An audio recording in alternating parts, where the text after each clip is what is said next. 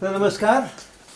कल हम लोगों ने इलेक्ट्रोस्टैटिक्स से रिलेटेड एक सवाल जो जेईई के इम्तहान में आया था उस पर चर्चा की थी और उसके माध्यम से बहुत सारे इलेक्ट्रोस्टैटिक्स के जो कॉन्सेप्ट्स हैं वो हम लोगों ने सीखे थे। तो आज हम एक और सवाल लेकर के चर्चा करेंगे और ये इलेक्ट्रोमैग्नेटिक वेव से है। ये भी जेईई का क्वेश्चन है और इसमें भी एक प्रश्न है और उसके लिए 4 ऑप्शंस हैं और इस बार कहा गया है कि 1 और मोर ऑप्शंस में भी करेक्ट।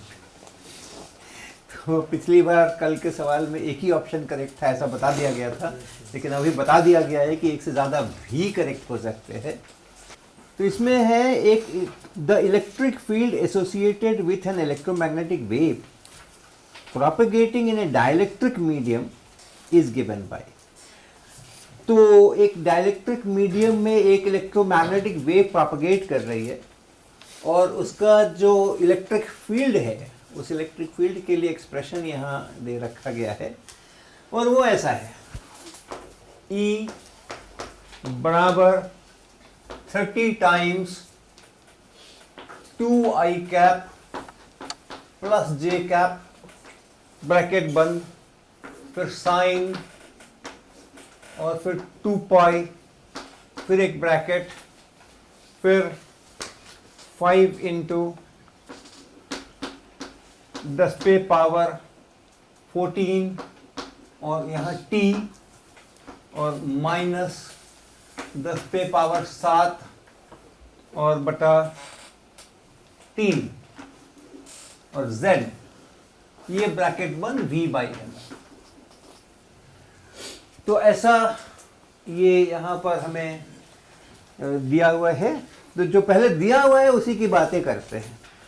द इलेक्ट्रिक फील्ड, ये जो एक्सप्रेशन है वो क्या है? वो क्या है? इलेक्ट्रिक फील्ड है। और ये इलेक्ट्रिक फील्ड किन पैरामीटर्स पर, इसमें अननोन या वेरिएबल पैरामीटर्स कहाँ हैं? t और z, यानी XYZ कोऑर्डिनेट सिस्टम है और उस XYZ कोऑर्डिनेट सिस्टम में कोई एक पॉइंट है। ये XYZ कोऑर्डिनेट सिस्टम में कोई एक पॉइंट है और उस पॉइंट के कोऑर्डिनेट्स को XYZ है और यहां पर का ये इलेक्ट्रिक फील्ड है। हाँ, यहां पर का ये इलेक्ट्रिक फील्ड है। यानी आप यहां नहीं पूछ करके यहां पूछे या यहाँ पूछे या यहाँ पूछे या यहाँ पूछे, तो अगर z बदल रहा होगा तो इलेक्ट्रिक फील्ड का मान अलग अलग होगा। अगर z नहीं बदल रहा होगा, केवल x और y बदल रहे होंगे, तो फिर इलेक्ट्रिक फील्ड का मान भी नहीं बदलने वाला। तो एक तो ये हो गया। दूसरा ये t भी आ रहा है, यानी आप x y z सफिक्स कर दीजिए, ये वाला पॉइंट यहीं पे इलेक्ट्रिक फील्ड देखना है, लेकिन किस टाइम पे देखना है? तो ये इलेक्ट्रिक फील्ड टाइम के अनुसार, यहाँ वाला इलेक्ट्रिक फील्ड भी टाइम के अनुसार बदल रहा है। और कैसे बदल रहा है? तो ये इक्वेशन। इसी प्रकार से अगर एक ही टाइम पे देख रहे हैं, हम पूरे ब्लैक बोर्ड को देख रहे हैं, ये पॉइंट वो पॉइंट वो पॉइंट, पूरे कमरे को देख रहे हैं, ये पॉइंट वो पॉइंट वो पॉइंट, तो एक ही टाइम पे उनके भी इलेक्ट्रिक फील्ड्स अलग अलग हैं। तो इलेक्ट्रोमैग्नेटिक वेव्स में जो इलेक्ट्रिक फील्ड होता है और मैग्नेटिक फील्ड होता है वो स्पेस पर भी डिपेंड करता है, स्पेस किस पॉइंट पर और किस टाइम पर, तभी वो वेव है। हाँ, ये इसका हो गया। दूसरा हम ये समझते हैं कि ये v/m लिखा गया है यहाँ पे, ये पूरा v/m लिखा गया है यहाँ पे, तो ये इलेक्ट्रिक फील्ड की यूनिट है। तो फिर ये इलेक्ट्रिक फील्ड का बाकी चीज़ों का पूरा ये मान है। तो अब ये जो कि है 5 into 10 to the power 24 frequency, इसकी हम लोग क्या बता सकते हैं? क्या इसका डायमेंशन यूनिट क्या होना चाहिए? पर सेकंड होना चाहिए। ये v/m पूरा है, ये पूरा जो v/m है, फिर यहाँ कुछ है और यहाँ भी कुछ है। ये क्या, ये 30 क्या होना चाहिए? वोल्ट पर मीटर। ये वोल्ट मीटर पर होना चाहिए। ये पूरे की क्या यूनिट होनी चाहिए? ये पूरे की नो यूनिट, इसकी कोई यूनिट नहीं होनी चाहिए, क्योंकि ये आर्ग्यूमेंट है। तो इसलिए इसकी यूनिट अगर सेकंड है तो इसकी यूनिट पर सेकंड, सेकंड इनवर्स होना चाहिए। लिखा नहीं गया है, लिखा नहीं गया है, लेकिन ये हम इसमें से निष्कर्ष निकाल सकते हैं कि भले ही नहीं लिखा गया, यहाँ एक सेकंड इनवर्स भी है। इसी प्रकार से इसकी क्या यूनिट है, इसकी क्या यूनिट है, जेड की, तो फिर ये भी बिना यूनिट का नहीं हो सकता, इसको पर मीटर होना चाहिए, है ना, इसको पर मीटर होना चाहिए। और इस कोई वेव, इलेक्ट्रोमैग्नेटिक वेव चल रही है, तो उसमें मीटर में कौन सा पैरामीटर हो सकता है, वेवलेंथ हो सकता है, और इसको मीटर का इन्वर्स होना चाहिए, तो इसको कुछ 1/वेवलेंथ टाइप का कुछ होना चाहिए, हाँ? तो ये इक्वेशंस देख करके ये सारी बातें जो हैं वो आप चर्चा में ला सकते हैं। ये सभी चीज़ें SI में लिखी गई हैं। आप खुद अश्यूम करो कि ये इलेक्ट्रिक फील्ड है तो ये वोल्ट पर मीटर में है, यहाँ पर ये है, ये सेकंड इनवर्स में है, और जो ये है ये मीटर इनवर्स में है। ऐसा करके ये इक्वेशन दिया गया है। अब क्या क्या हमसे आशा की जा रही है कि हम आपको, हम परीक्षक को बताएंगे इसमें से। तो प्रश्न है, which of the following option और options are correct, is are correct, एक से ज्यादा भी हो सकते हैं। गिवन, कुछ गिवन करके ब्रैकेट लगाए। The speed of light in vacuum is, इन्होंने दे रखा है speed of light in vacuum, इसका मान इन्होंने दे रखा है। आप बिना अपना प्रश्न पत्र देखे हुए गेस कर सकते हैं क्या कि इन्होंने क्या दे रखा होगा, यहाँ क्या लिखा होगा, 3 × 10⁸ लिखा होगा ना। देख लेते हैं, हाँ सचमुच वही लिखा है, 3 × 10⁸, ये गिवन है,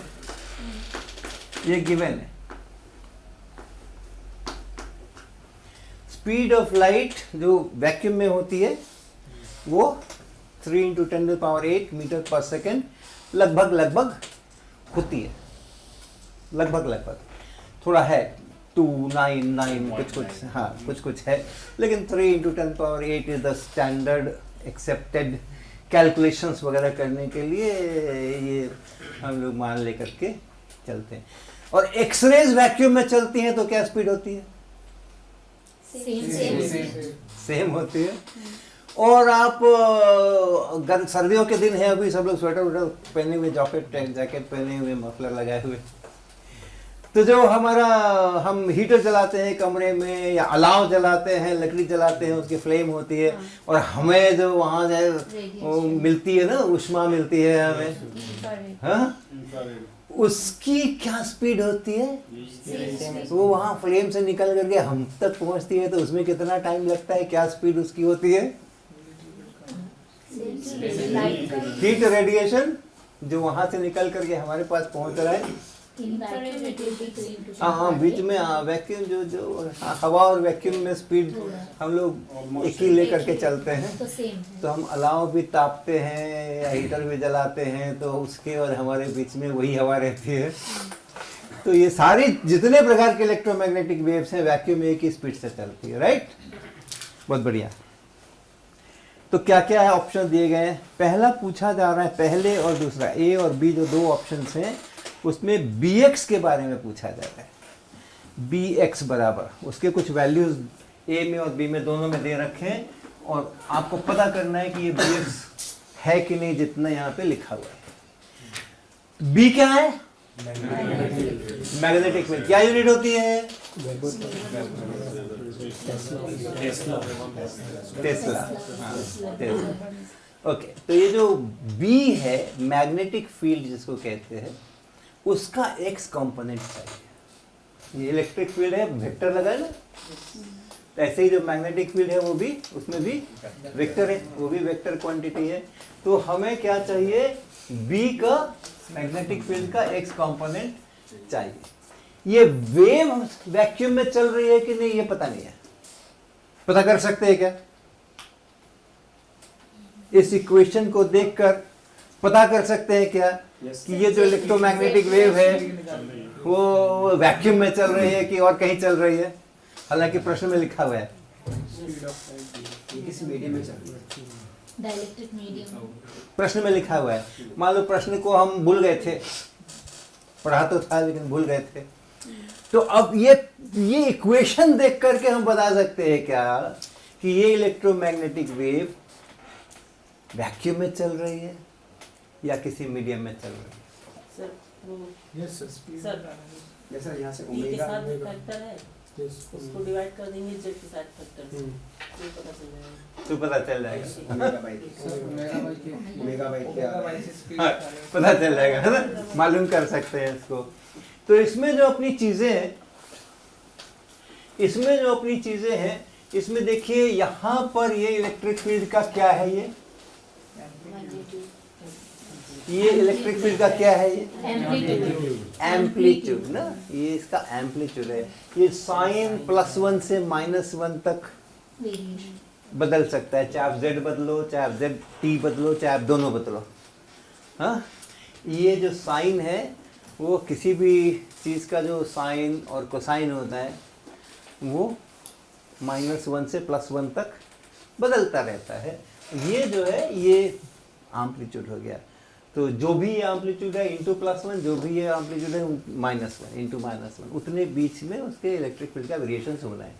तो ये है हमारा इलेक्ट्रिक फील्ड, जहाँ मैग्नीट्यूड भी हमें पता है और डायरेक्शन भी पता है क्योंकि ये वेक्टर्स दे रखे हैं। हाँ सर आई एंड जे का मतलब इलेक्ट्रिक फील्ड एक्स एक्सिस और वाई एक्सिस में ऑसिलेट कर रही है। इलेक्ट्रिक फील्ड यहाँ आई कैप है और यहाँ जे कैप है, तो इसका क्या मतलब हुआ? इलेक्ट्रिक फील्ड किसी भी पॉइंट पर अगर आप निकालने की कोशिश करें, लिखने की कोशिश करें, तो ये गारंटीड है कि उस इलेक्ट्रिक फील्ड की जो डायरेक्शन है वो इस डायरेक्शन में है। अगर ये एक्सेस से है, ये वाई एक्सेस है, और आप मान लो यहाँ कहीं है या यहाँ कहीं पर है, वहाँ कहीं पर है, कहीं पर भी है, तो ये जो 2i कैप प्लस जे कैप, 2i कैप प्लस जे कैप, 2i कैप इधर 2 यूनिट इधर बढ़ी है, 1 यूनिट इधर बढ़ी है, यही वेक्टर है ना। अगर ये 2 है और 1 ये है, तो ये जो वेक्टर है this is 2i cap plus J cap. Electric field इसी डायरेक्शन में है। इलेक्ट्रिक फील्ड का डायरेक्शन एक्स एक्सिस से इतना ही एंगल बना रहा है। कितना बना रहा है? tan inverse 1/2, right, 1/2। तो एक्स एक्सिस से इतना, और इतना एंगल किधर बना रहा है? वाई एक्सिस की तरफ। ऐसा नहीं कि इतना एंगल ऐसे बना दे, ऐसा नहीं, वाई एक्सिस।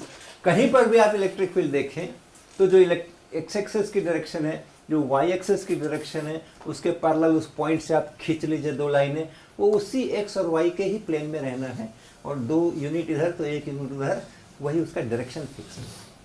और इस इलेक्ट्रिक फील्ड का इतने का, केवल इतने का मैग्नीट्यूड कितना है?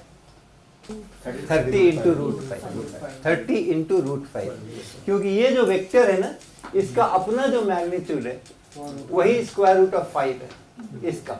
ये वेक्टर, ये जो लंबाई है यहाँ से यहाँ तक, ये वेक्टर, इसका अपना √5 इसका लेंथ है, तो ये खुद √5 यहाँ और 30 यहाँ, तो 30 × √5 इतना इसका एम्पलीट्यूड है, और डायरेक्शन इसकी ये है। तो जो इलेक्ट्रिक फील्ड की डायरेक्शन है वो फिक्स्ड है, वो नहीं बदल रही। डायरेक्शन कहीं पर भी, कभी भी, किसी भी z पर, किसी भी t पर, किसी भी x पर, किसी भी y, इलेक्ट्रिक फील्ड डायरेक्शन नहीं बदलना है, केवल उसका मैग्नीट्यूड बदलना है। और मैग्नीट्यूड बदलने का मतलब उसको नेगेटिव में भी ले जाके सकते हैं हम लोगों ने कल बात की थी कि magnitude is never negative and amplitude is also never negative. लेकिन ये जो क्वांटिटी है ये तो अपने आप में एक फिक्स क्वांटिटी है, एक नंबर है 30 × √5, लेकिन इधर से +1 और -1 हो सकते हैं और बीच के भी हो सकते हैं। तो इसलिए टोटल इलेक्ट्रिक फील्ड की डायरेक्शन पलट सकती है, लेकिन उसी लाइन पर पलटेगी।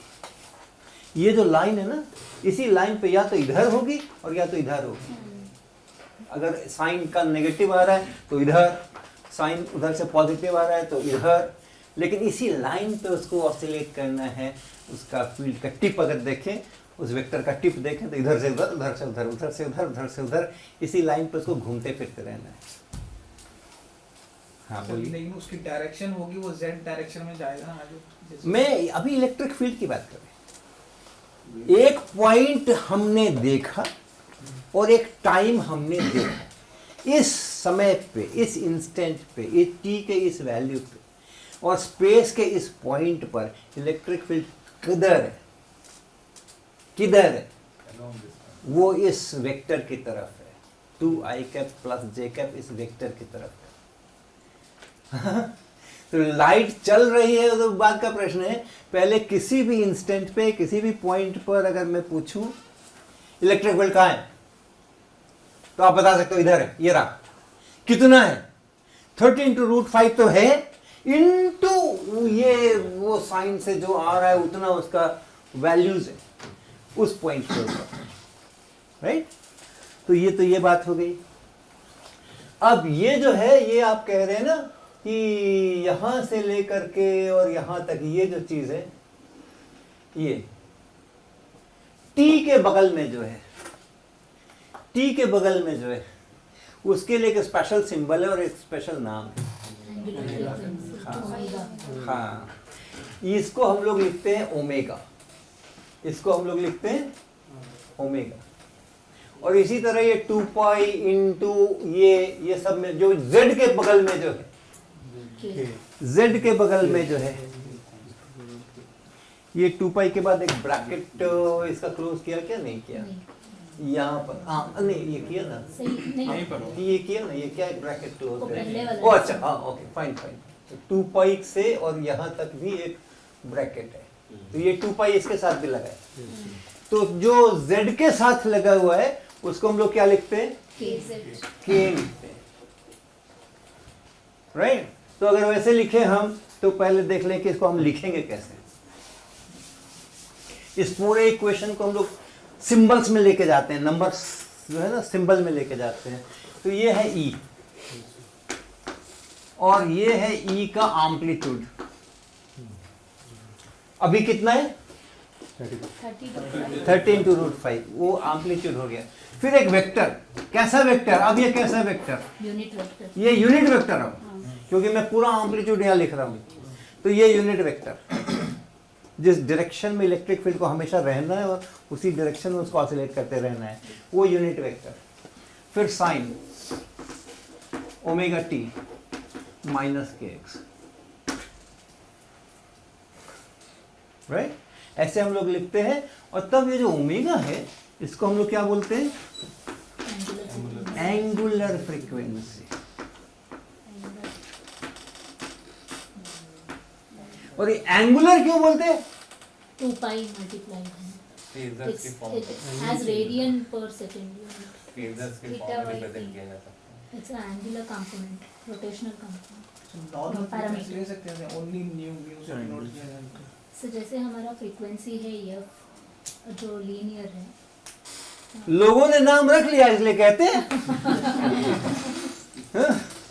हमारे पूर्वजों ने इसको एंगुलर फ्रीक्वेंसी बोल दिया, तो हम भी बोलते हैं एंगुलर फ्रीक्वेंसी। एंगल तो कहीं बन नहीं रहे, राइट? इलेक्ट्रिक फील्ड की एक निश्चित दिशा है, ऐसे ऐसे चल रहा है, ऐसा ऐसा हो रहा है, ऐसा ऐसा बदल रहा है, और उसके चलने की भी कोई निश्चित दिशा है। तो पूरी वेव उधर को चल रही है, घूम क्या रहा है? so the oscillator हो रहा है ना sir? Phasor vector मोशन बोलता है। इज सर्कुलर मोशन का इक्विवेलेंट है. That's why when it is in simple harmonic motion, it is circular motion is also occurring. Okay, तो अगर कोई स्ट्रेट लाइन के ऊपर मोशन हो रहा है Oscillate हो रहा है। तो हम कहते हैं SHM हो रहा है, तो हम कहते हैं कि नहीं कुछ तो सर्कल पर भी घूम रहा होगा, उसका ये कंपोनेंट बन रहा होगा, वो यहाँ दिख रहा होगा। हाँ. ऐसा हम मैथमेटिकली इक्विवेलेंट बात कर सकते हैं, लेकिन यहाँ कुछ भी सर्कल पे नहीं घूम रहा है। कभी कभी घूमता भी है, लेकिन अभी नहीं घूम रहा। कभी कभी घूमता भी है, कभी कभी इलेक्ट्रिक फील्ड का जो टिप है वो ऐसा ऐसा ऑसिलेट नहीं करके वो सर्कल पर भी घूमता है, कभी कभी इलिप्स पर भी घूमता है, लेकिन अभी कुछ नहीं हो रहा है, उसका फिक्स्ड है। अभी फिक्स डायरेक्शन है, लेकिन वो घूमे ना घूमे, सर्किल पे घूमे, इलिप्स में घूमे, स्ट्रेट लाइन पे चले, ये जो क्वांटिटी है ये एंगुलर फ्रीक्वेंसी ही कहलाएगी। साइन के भीतर वो घूम रहा है कि नहीं, वो स्ट्रेट लाइन पे ऑसिलेट कर रहा है क्या, ये कौन डिसाइड कर रहा है, ये कि ये इलेक्ट्रिक फील्ड का डायरेक्शन जो है वो कैसा है, एम्पलीट्यूड वो ये डिसाइड कर रहा है ये। ओके, तो ये घूमे ना घूमे, स्ट्रेट लाइन पे ऑसिलेट करे, सर्कल में जाए, इलिप्स में जाए, इलेक्ट्रिक फील्ड जो है वो ऐसा है अभी इस पॉइंट पर, फिर ऐसा हो जाए, फिर ऐसा हो जाए, फिर ऐसा हो जाए, ऐसा घूमता हुआ इलेक्ट्रिक फील्ड हो सकता है। ये यहाँ पे क्या दे रखा है उस पर निर्भर कर सकता है, लेकिन अभी ये चीज इससे डिसाइड होने वाली है, लेकिन ओमेगा इससे डिसाइड होने वाला है। ओमेगा यहाँ है, तो इसको कहते हैं एंगुलर फ्रीक्वेंसी, कहते हैं इसलिए कहते हैं। ओके, और ये जो बच गया जेड के बगल में जो है के, उसको क्या कहते हैं, उसको क्या कहते हैं, wave constant, wave constant.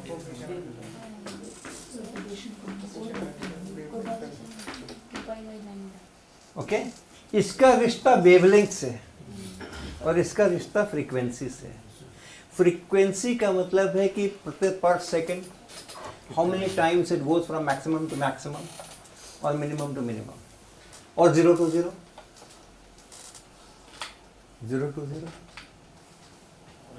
how many times it goes from 0 to 0, maximum to maximum, minimum to minimum। ठीक है क्या, हाँ हाँ बिल्कुल ठीक है ना, ओके वेरी गुड। अब देखो हम एक ग्राफ खींच देते हैं, ठीक है सर, एक ठीक नहीं, बस एक मैक्सिमम से दूसरा मैक्सिमम, फिर वापस उसमें। हाँ ग्राफ खींच देते हैं। मान लो हमने ऐसा ग्राफ खींच दिया, ये एक मैक्सिमम है, ये दूसरा मैक्सिमम है। तो वेवलेंथ है। इस मैक्सिमम से इस मैक्सिमम जाने को अगर मैं कहूं कि 1 यूनिट है, और 0 से 0 को जाने को मैंने क्या कहना पड़ेगा, हाफ यूनिट कहना पड़ेगा ना। तो maximum to maximum it's same as minimum to minimum, it's same as minimum to minimum, but it is not same as 0 to 0। तो जैसे पेंडुलम में भी तो हम right, maximum to maximum pendulum में यहां से चले वहां गए, तो वेलोसिटी को देखो 0 to 0 हो गई ना, 0 to 0 हो गई। लेकिन आप ये 0 to 0 मांगो और maximum velocity to maximum velocity मांगो, या मिनिमम वेलोसिटी तो मिनिमम वेलोसिटी मांगो, वो सेम नहीं होने वाली है। अगर ये है मैक्सिमम वेलोसिटी पॉजिटिव डायरेक्शन में, इधर जाएगा, फिर इधर जाएगा, फिर यहाँ आएगा, तब दोबारा मैक्सिमम होगा। फुल ऑसिलेशन में मैक्सिमम टू मैक्सिमम होगा, और 0 to 0 तो हाफ ही ऑसिलेशन में हो जाएगा।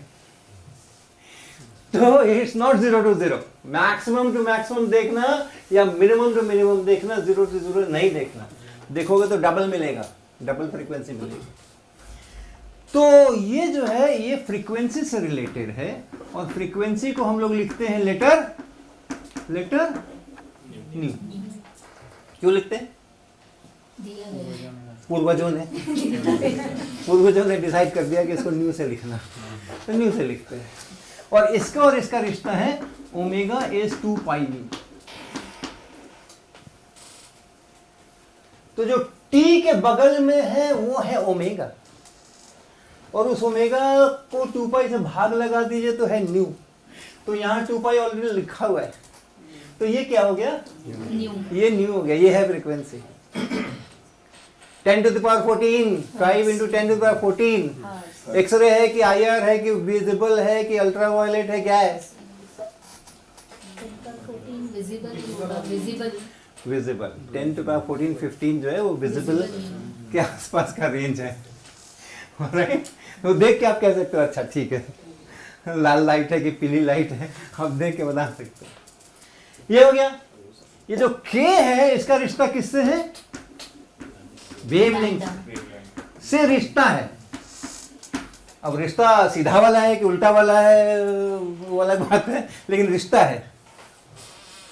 सीधा वाला है कि उल्टा वाला है? उल्टा वाला है। उल्टा वाला है ना, मीटर इनवर्स में है वो, वेवलेंथ मीटर में होती है, लेकिन रिश्ता है।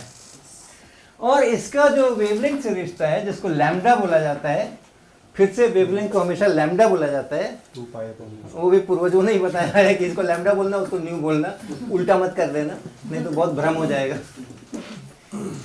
तो इसके साथ इसका रिश्ता है जो k है, this is 2 pi by lambda, ठीक है। और ओमेगा बाई k, ये जो चीज है ओमेगा बाई k, यानी 2 पाई न्यू और बड़ा 2 पाई लैम्डा, ये क्या हो जाएगा? Velocity new into lambda which is velocity.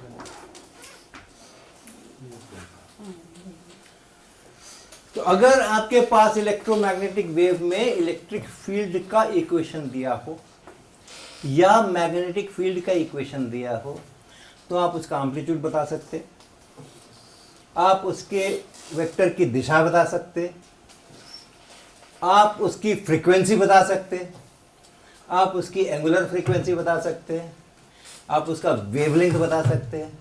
ये सारे इंफॉर्मेशन सिर्फ इस इक्वेशन को देख करके मालूम किए जा सकते हैं। तो हमारे केस में ये जो ई नॉट लिखा है मैंने, वो ई नॉट कितना है?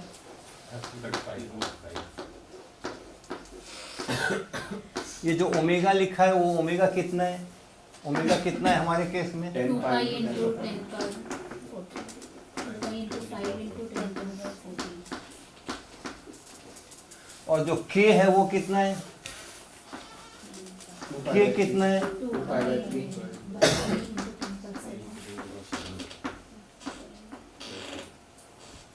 ठीक है, इतना ही लिखा था ना? हाँ, इतना ही लिखा। तो ये चीजें हैं ये, और फिर ये चीज याद रखिएगा कि ये चीजें ये होती हैं, राइट।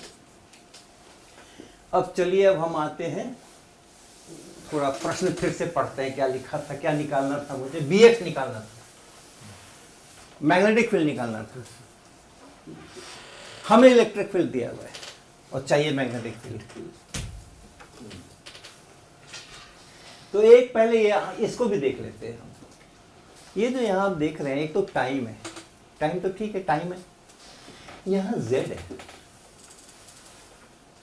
ये क्या बता रहा है? Direction of propagation of wave propagation में प्रोपगेट हो रहा है। ये z डायरेक्शन में वेव चल प्रोपगेट हो रहा है। ओमेगा टी माइनस के एक्स या के एक्स माइनस ओमेगा टी हो तो x डायरेक्शन में या माइनस x डायरेक्शन में वेव चलती है। कि यहाँ पर ये वो y होता, ये के एक्स की जगह पर के वाई होता तो y डायरेक्शन तो y डायरेक्शन में चलती है। यहाँ प्लस होता है तो माइनस y डायरेक्शन में चलती है ना। ये सब चीज़ें आपको ध्यान ही है। z है तो ये प्लस z डायरेक्शन में चल रही है। अगर x y z सब होते मिल करके, अगर ऐसा होता कि मान लो कुछ आपको वैल्यूज दे रखा है यहाँ पे 2 पाई इंटू ब्ला ब्ला ब्ला, और फिर यहाँ पे k भी दे रखा है कुछ, और यहाँ पे दे रखा है मान लो k1x, ओके, k2y, k3z, ऐसा कुछ दे रखा है। it's in space in some other direction, specific direction. तो अभी इसको हम लोग ऐसे थोड़े से जनरलाइज कर सकते हैं। ये जो चीज़ है ना, इसको हम लोग कह सकते हैं कि ये होती है वास्तव में ओमेगा टी माइनस के डॉट आर, ऐसा कर सकते हैं इसको।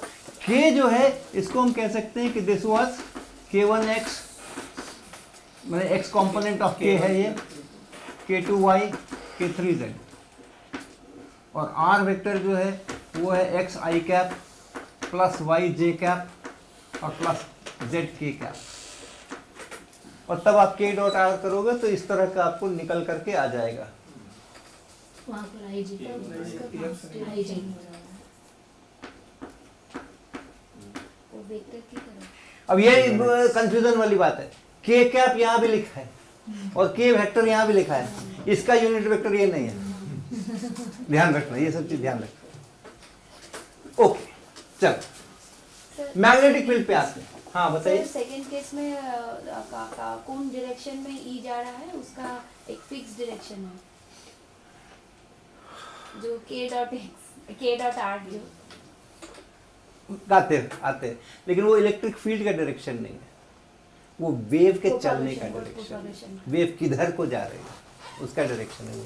तो ये फैक्टर बताएगा वेव किधर को जा रही है, ये फैक्टर बताएगा इलेक्ट्रिक फील्ड का क्या डायरेक्शन है। ओके, अब प्रश्न हमें है कि ई रखा हुआ है, जेड डायरेक्शन में हमारा वेव चल रहा है, ये हमें मालूम है, ओमेगा मालूम है, के मालूम है, ई नॉट मालूम है, ई कैप मालूम है, सब चीज़ अपने को पता है। मैग्नेटिक फील्ड चाहिए, तो आपको कुछ कुछ याद होगा कि सबसे सिंपल क्या पढ़ते हैं हम लोग, सब ईएम वेव जब पढ़ते हैं तो सबसे सिंपल पढ़ते हैं इलेक्ट्रिक फील्ड है किधर है, एक्स डायरेक्शन में। ऐसा फोटो बनाते हैं ना कुछ, हाँ, वो एक्स डायरेक्शन में है इलेक्ट्रिक फील्ड। तो कुछ ई नॉट है और आई कैप ऐसे लिख सकते हैं, और फिर कुछ यहाँ साइन है। और मैग्नेटिक फील्ड हम लोग लेते हैं जे कैप डायरेक्शन में, वाई डायरेक्शन में। किधर चलती है wave? Wave goes in Z direction, यानी के कैप डायरेक्शन। ये आई कैप जे कैप वेव के जो चलने का डायरेक्शन है वो जेड की तरफ है, ऐसा। और ये तीनों एक दूसरे से परपेंडिकुलर हैं, आई कैप जे कैप के कैप तीनों एक दूसरे से परपेंडिकुलर। दो का क्रॉस प्रोडक्ट करेंगे तो तीसरे का डायरेक्शन मिलेगा, डायरेक्शन तो मिल ही जाएगा, मैग्नीट्यूड का पता नहीं, डायरेक्शन तो मिल ही जाएगा ना। तो अगर हमने ई को और बी को इसको मैं कैपिटल के लिख देता हूं, कैपिटल के, इस के से कंफ्यूजन नहीं हो उसके लिए। इसका वेक्टर कैपिटल के का वेक्टर होगा, इसका यूनिट वेक्टर कैपिटल के ऊपर कैप लगाएंगे, ठीक है। तो अगर हम इस ई और बी को क्रॉस करते हैं तो हमें ये मिलता है। और ये जो के है ना, इसको भी आप वेक्टर कर दीजिए, इसको भी आप वेक्टर कर दीजिए। ओके, तो इस वेक्टर का जो मैग्नीट्यूड होगी वो हो गया के, ये वाला के, 2 पाई बाय लैम्डा। और इसका जो डायरेक्शन है that is the direction of propagation of wave, इसीलिए इसको प्रोपगेशन वेक्टर भी कहते हैं।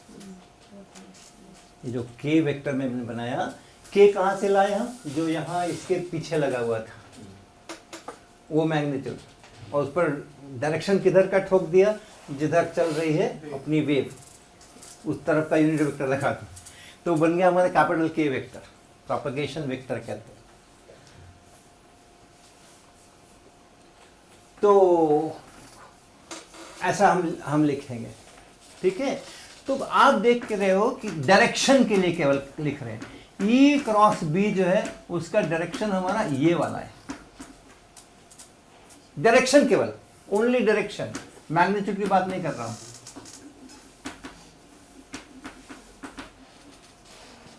ई किधर है, बी किधर है, और ई क्रॉस बी किधर है। तो हम लोग जो पहला उदाहरण लेते हैं, सबसे पहले पढ़ते हैं तो इसी तरह का पढ़ते हैं, ओमेगा टी माइनस के जेड, ओमेगा टी प्लस के जेड, ये सब करते हैं, ऐसा कुछ करते हैं नहीं, जो यहाँ रहेगा वही यहाँ रहेगा, इलेक्ट्रिक मैग्नेटिक फील्ड परिवर्तन नहीं है। तो direction of propagation, electric field x direction में, मैग्नेटिक फील्ड जे डायरेक्शन में, वाई डायरेक्शन में, तो प्रोपगेशन का जो वेक्टर है वो किधर, ई क्रॉस बी की तरफ। ऐसे ही अगर ई क्रॉस बी का डायरेक्शन के है तो बताना जरा, बी क्रॉस के का डायरेक्शन क्या होगा,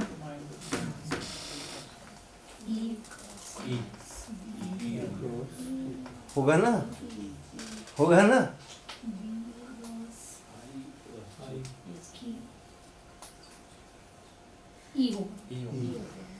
होगा। और के क्रॉस ई का क्या डायरेक्शन होगा, होगा ना। ये केवल डायरेक्शन की बातें कर रहे हैं। ओके, अब हमारा जो यह प्रश्न था उसमें मुझे बी निकालना था, मैग्नेटिक फील्ड निकालना था। और मुझे क्या दे रखा था, ई दे रखा था, और मुझे क्या दे रखा था, के दे रखा था। हमारे इस केस में के का क्या है, what is, how much is के, हाउ मच इज के,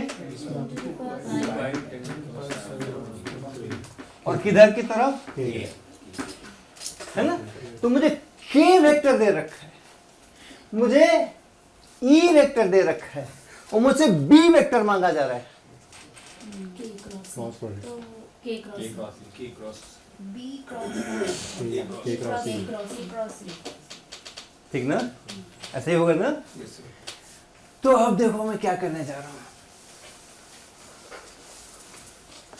ई बराबर हमें बी चाहिए था ना, बी बराबर के क्रॉस ई। डायरेक्शन चाहिए, मैग्नीट्यूड भी चाहिए, मैग्नीट्यूड भी। ये बी का क्या यूनिट है, और ई का, और के का, ये दोनों के यूनिट गुना करेंगे तो ये मिलेगा क्या, नहीं मिलेगा ना। डायमेंशन सेम होना चाहिए ना। आपको बी में और ई में कुछ रिश्ता पता है, कोई इक्वेशन जो बी और ई के मैग्नीट्यूड को मिलाने के लिए electromagnetic wave E is equal to B into C.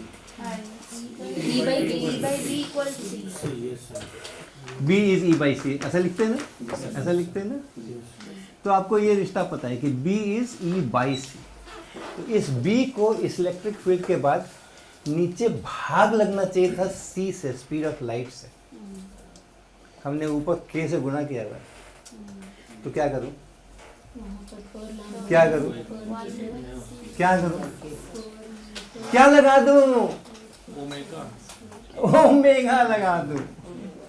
Omega by के जो होता है, ओमेगा बाई के यहां से देखो आप, ओमेगा बाई के इज वेलोसिटी, ठीक ना।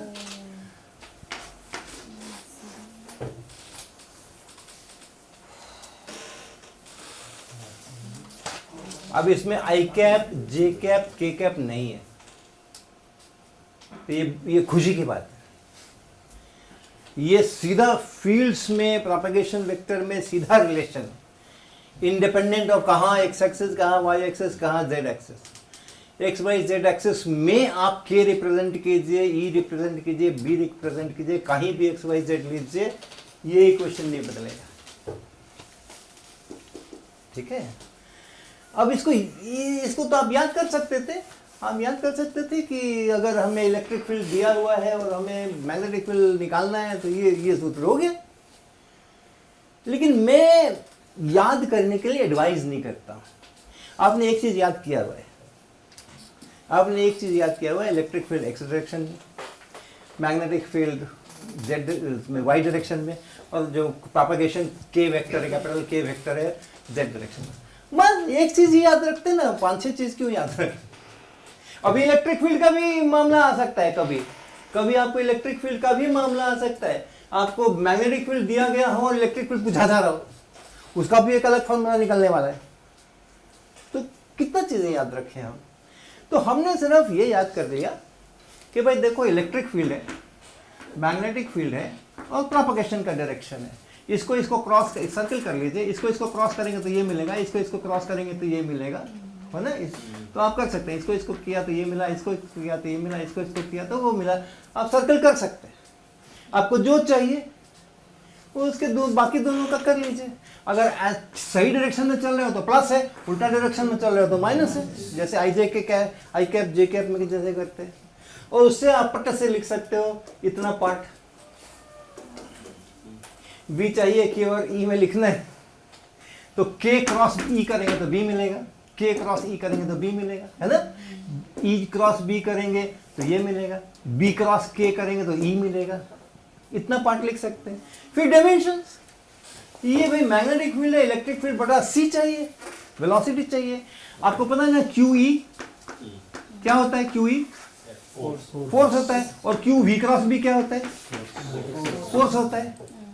तो आप देख रहे हैं ना, इसका वही डायमेंशन है जो इसका डायमेंशन है, ये भी फोर्स है, ये भी फोर्स है। तो इसलिए जो E का डिमेंशन है V इंटू बी का वही डिमेंशन है। तो B आपको चाहिए तो इलेक्ट्रिक फील्ड में वेलोसिटी से भाग लगाना है। और मेरे केस में वेलोसिटी मेरी यहाँ बैठी हुई है, तो वेलोसिटी से भाग लगाना है तो ओमेगा बाई के से भाग लगा दो, के ऊपर पड़ा ही हुआ है, ओमेगा से भाग लगा दो।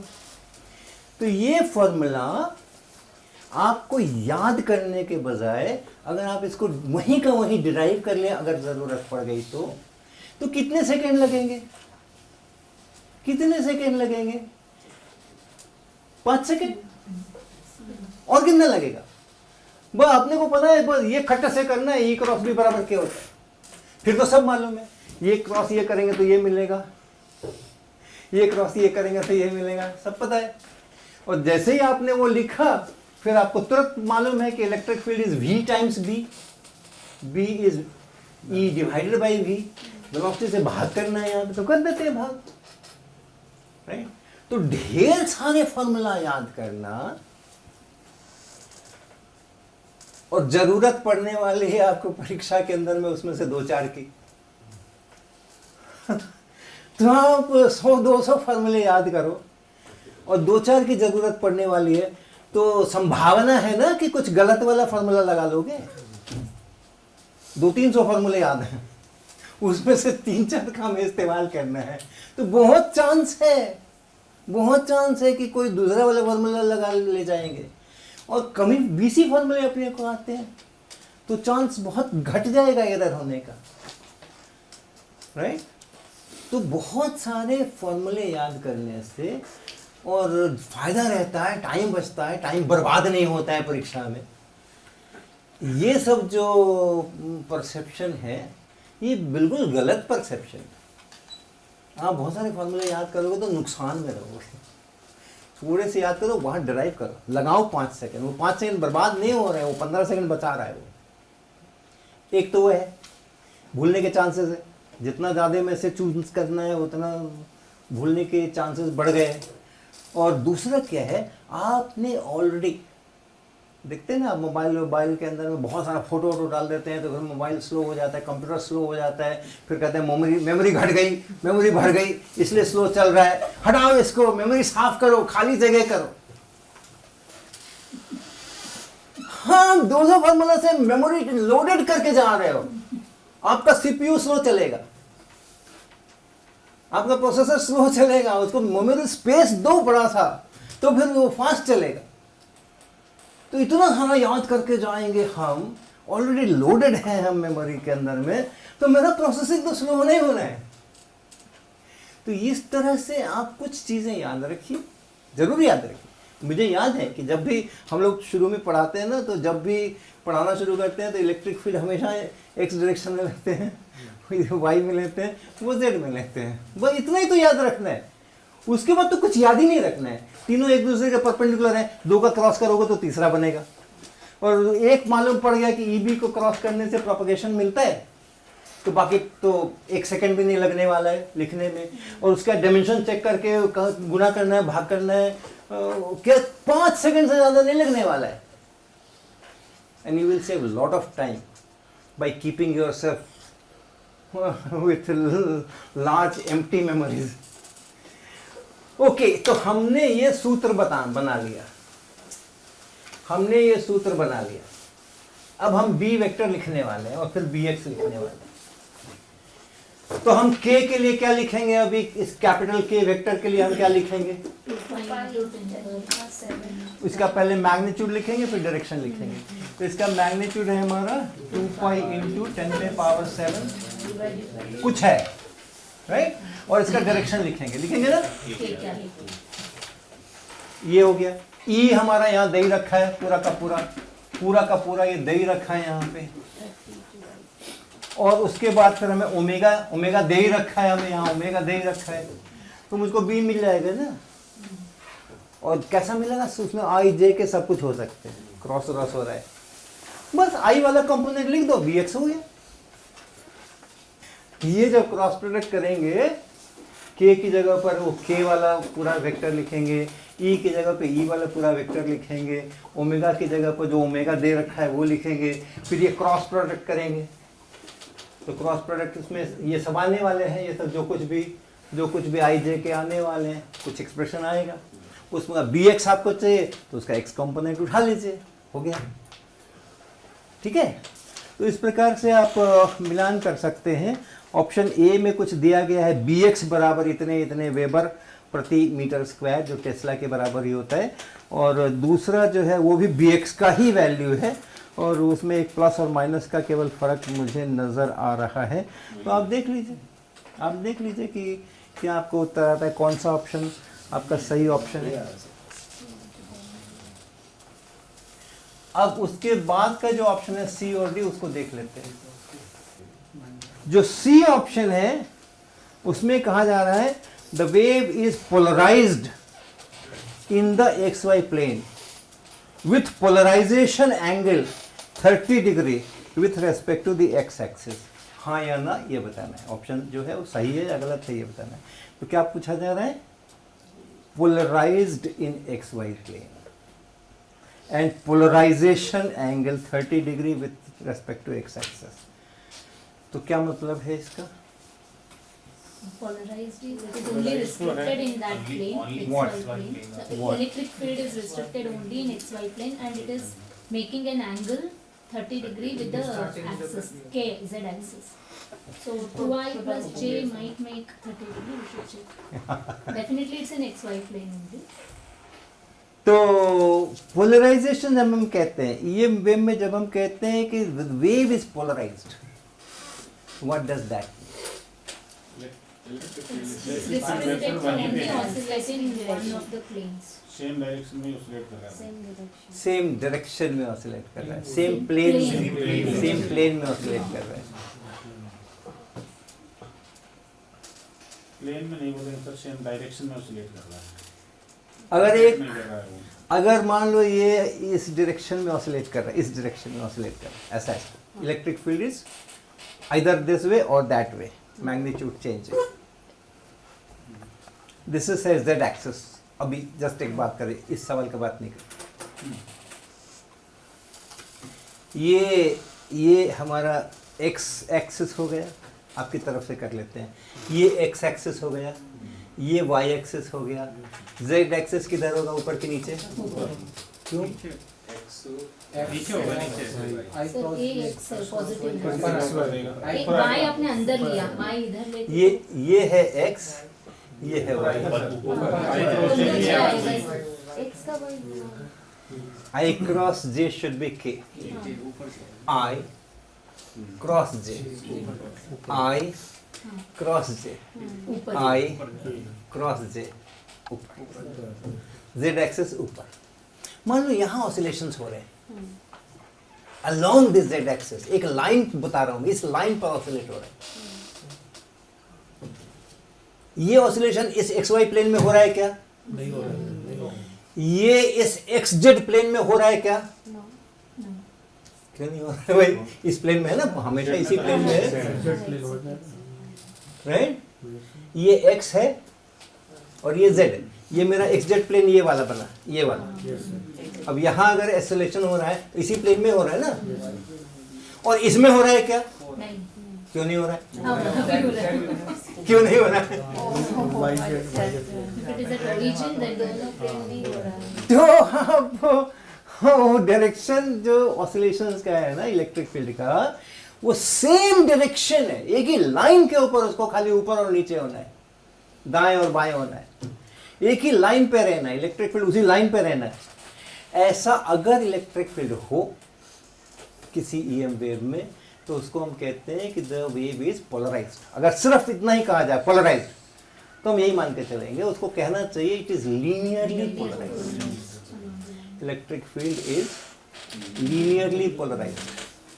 तो एक लाइन के ऊपर है, इसलिए इसको लीनियरली पोलराइज्ड कहते हैं। प्लेन पोलराइज्ड भी कहते हैं। क्यों कहते हैं? एक प्लेन डिसाइड करते हैं। प्रोपगेशन का डायरेक्शन होना ही चाहिए प्लेन के अंदर में, प्रोपगेशन का डायरेक्शन होना ही चाहिए।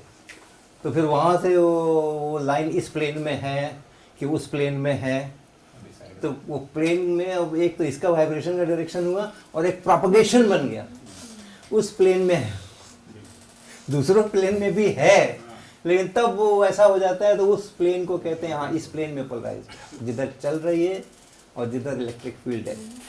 बट बेस्ट इज कि आप प्लेन को भूल जाइए, इट्स पोलराइज्ड, लीनियरली पोलराइज्ड।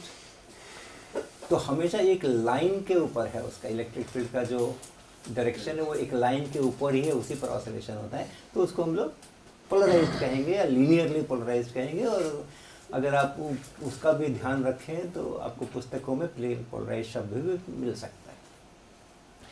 तो यहाँ हमसे कहा जा रहा है, तो यहाँ हमने देखा ना कि जो मेरा इलेक्ट्रिक फील्ड था वो हमेशा हमेशा इस वाले डायरेक्शन में रहना था, उसको रहना था ना। जो हमारा इलेक्ट्रिक फील्ड है, ये वेक्टर को फिर से याद कीजिए, एक्स एक्सिस वाई एक्सिस, और ये है वो वेक्टर, हाँ 2i cap plus j cap ये, और इसी में ये साइन अगर नेगेटिव हो गया तो इधर की तरफ, और ये पॉजिटिव हो गया तो उधर की तरफ, इसी लाइन पे उसको रहना है। तो मुझे जो इलेक्ट्रिक फील्ड दिया गया है वो वाला इलेक्ट्रोमैग्नेटिक फील्ड एक लाइन पर ही ऑसिलेट कर रहा है, और इसलिए ये कैसा है, ये पोलराइज्ड है। और ये डायरेक्शन ऑफ पोलराइजेशन है, जो इलेक्ट्रिक फील्ड का डायरेक्शन है, इलेक्ट्रिक फील्ड का डायरेक्शन, ये चलने का डायरेक्शन नहीं, इलेक्ट्रिक फील्ड का अपना डायरेक्शन, वो पोलराइजेशन का भी डायरेक्शन कहते हैं। तो अब जो हमारा ऑप्शन है उसमें है कि the wave is polarized in the X Y plane with the polarization angle 30 degree with respect to x axis। तो इस x axis से 30 डिग्री पर ये वेव पोलराइज्ड है क्या? है क्या? नहीं है। नहीं है ना, tan 30 1/2 नहीं होता है ना, इसलिए ये इस एंगल पर पोलराइज्ड नहीं है, इसलिए ऑप्शन सी गलत है। ठीक है, और ऑप्शन डी को भी देख डालते हैं कि उसके अंदर में क्या है। ऑप्शन डी के अंदर है the refractive index of the medium is 2। Refractive index of the medium चाहिए। ये कैसे, ये इलेक्ट्रोमैग्नेटिक वेव कैसे चल रही थी, कैसे वैक्यूम में थी क्या? नहीं ना, पता कर सकते थे ना इस इक्वेशन से, पता कर सकते थे ना। कैसे पता करते? ओमेगा बाई के से वेलोसिटी निकाल, जब वेलोसिटी निकाल ही ले सकते हैं तो रिफ्रैक्टिव इंडेक्स निकालने में क्या दे रहे हैं? तब ओमेगा बाई के करेंगे मैग्नीट्यूड ओमेगा बाई के, तो आपको स्पीड मिल जाएगी v, और 3 × 10⁸ अगर मिल गई तो रिफ्रैक्टिव इंडेक्स कितना? 1 वैक्यूम है या एयर कह सकते हो। और नहीं मिली तो फिर भाग लगा, सी में v से भाग लगा, तो जो आ गया वो रिफ्रैक्टिव इंडेक्स। पानी का, अच्छा ओके, तो ये इसकी और कथा कहानी है। तो ये वेव से संबंध, इससे संबंध में और कुछ प्रश्न अगर, सर हाँ बोलिए। सर वो 30 डिग्री आपने कैसे रूल आउट किया? मैंने कहा मेक आउट किया, नहीं, ऑप्शन सी में लिखा था। नहीं रूल आउट कैसे किया? रूल आउट कैसे किया? हाँ, 10-30 ये जो है ना, ये है 1 यूनिट और ये है 2 यूनिट। तो tan 30 इस पिक्चर के अनुसार tan 30 कितना हो गया? लेकिन आपने क्या पढ़ा था tan 30 8वीं क्लास में? इतना पढ़ा था ना, tan 30 इतना पढ़ा था ना। और इस चित्र के अनुसार tan 30 होना चाहिए 1/2। तो जो आपने पढ़ा था वो गलत पढ़ा था कि ये चित्र गलत है? ये चित्र गलत है ना, आपको तो बड़े अच्छे से ये पढ़ाया गया था और बिल्कुल सही पढ़ाया गया था। ओके, मतलब पोलराइज तो है मगर एट 30 डिग्री नहीं। पोलराइज्ड है, बेशक पोलराइज्ड है, एक्स वाई प्लेन में भी है। ये जो लाइन है ये एक्स वाई प्लेन में ही है, वो भी ठीक था, लेकिन अंत में जो कह दिया एंगल 30 डिग्री, उसके कारण से उस ऑप्शन का हमें उसको त्याग करना पड़ा उस ऑप्शन को। जब भी तो क्वेश्चंस देते हैं इलेक्ट्रिक फील्ड और मैग्नेटिक फील्ड के, जी तो ये तो हरदम लीनियरली पोलराइज्ड रेज के ही देते हैं, क्योंकि वो एक ही इलेक्ट्रिक फील्ड होती है। So always we are talking of a plane polarized wave in such equations. दिए जाते हैं परीक्षा में, जब पूछे जाते हैं सवाल तो इलेक्ट्रिक फील्ड का एक इक्वेशन दे दिया जाता है और वो इक्वेशन ऐसा ही दिया जाता है।